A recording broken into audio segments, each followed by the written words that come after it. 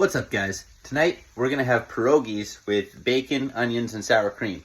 I like my bacon a little spicy, so I got this bacon crispying up here in the cast iron pan, and I hit it with some cayenne pepper, a little bit of white pepper, and some garlic, and just a little bit of salt, because this is cheap bacon, and it's not gonna have a lot of that good bacon saltiness that's gonna get buried by the sour cream and these onions when they get cooked up. You don't want to just go throwing your onions in with the bacon at the same time. You want to, because the onions are going to bring a lot of moisture to the whole thing. You kind of want to let the bacon get a pretty good crisp going, a little sizzle to it, a little bite. And then when you add the onion, that moisture is going to kick its way into the bacon, and it's going to hit like a really nice, meaty, chewy texture. And it's all about mouthfeel.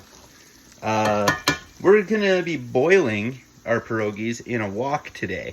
There's two reasons why I'm doing this. One, my ex-girlfriend took all the cookware, and I was left with this. Two, it's actually going to work out really well because I'll boil the pierogies in here. Honestly, we're way ahead on boiling water. We don't even need that yet. Boil the pierogies in here, strain the water out, hit it with a fleck of oil, and then I'll be able to fry them really fast right in there.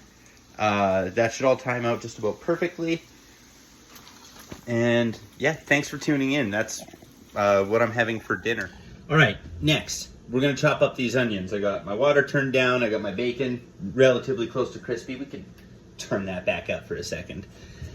Two ways to chop. There's 100 ways to chop an onion, but a lot of people don't know this. If you start cutting your onion this way, up from the root to the top, or from the top down to the root, you're gonna get an onion that wants to, break down. It gets all soft and squishy, and a lot of people don't like a slimy onion.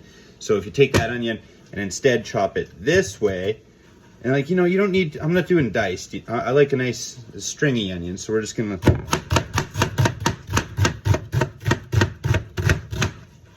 gets about dangerous at halfway. So this way. And this one's a little fat, we'll just chunk her. Boom, off to the side.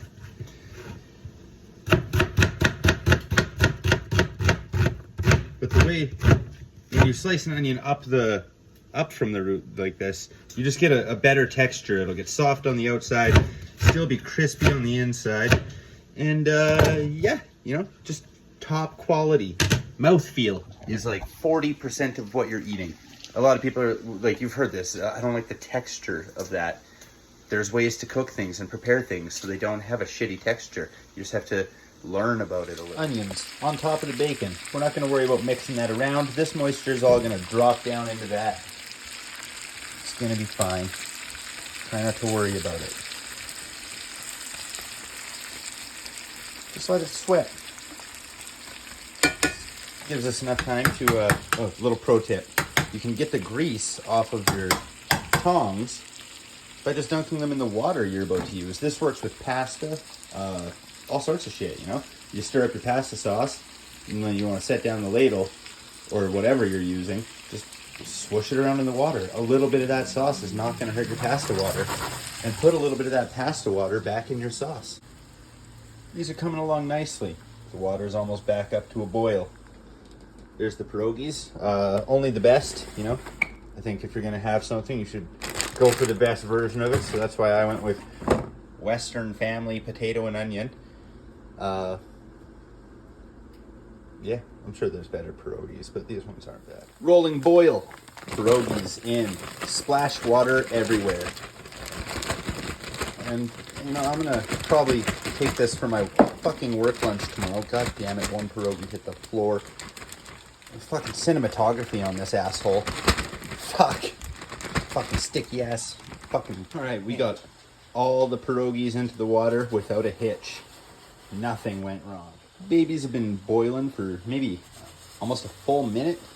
And you really don't need to cook them all the way to, up to temperature. You kind of just need to soften them up a little bit, because we're going to fry these on extremely high heat in just a second. Pierogies, most of the way drained. Try and get as much of the water off of them as you can. Even give them a second to just sort of air dry. There's still a little bit of water in there. Because when you hit wet pierogies with a pan that's just going onto the heat, you're gonna experience a little bit of stickage. So I'm just gonna get those moving with a little bit of oil and hope that that solves that problem. And also, we're gonna crank the heat at this point. High heat's okay. Don't be afraid of cooking things on like really high temperatures. You just gotta keep them moving. Don't put things on high temperatures and then go sit down. That's stupid. I tasted the bacon and onions over there, and it's a little flat on the salt. So I'm gonna hit this with a little bit of seasoning salt. Nothing crazy, you don't wanna overdo it.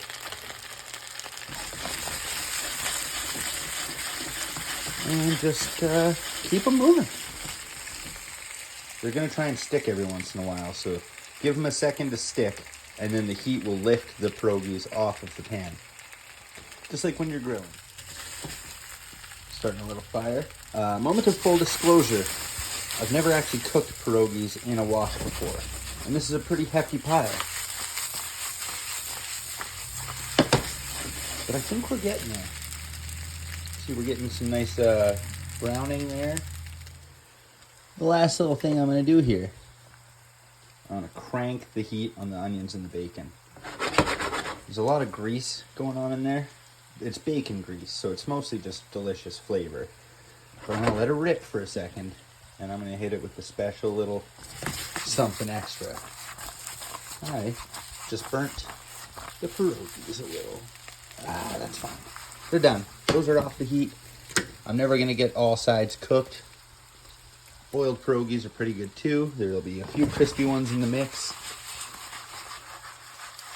We're back to sizzling over here. A splash of beer, any beer you got.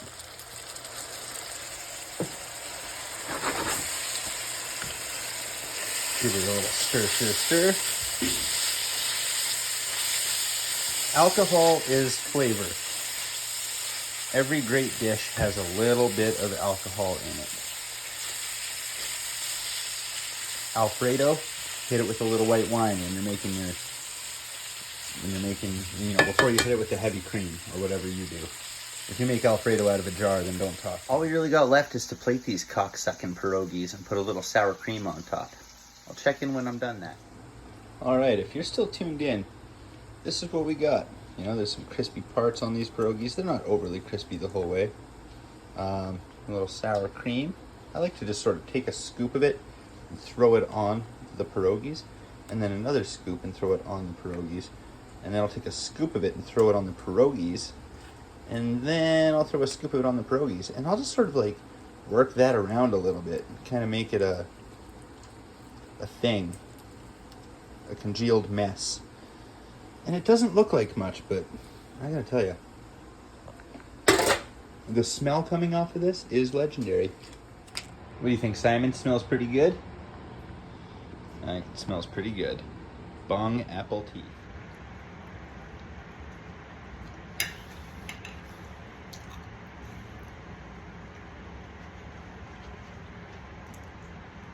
It's fucking trash.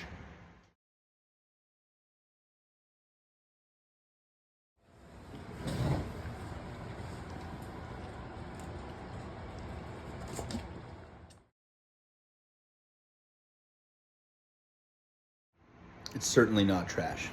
They might be the best pierogies with bacon onions I've ever had.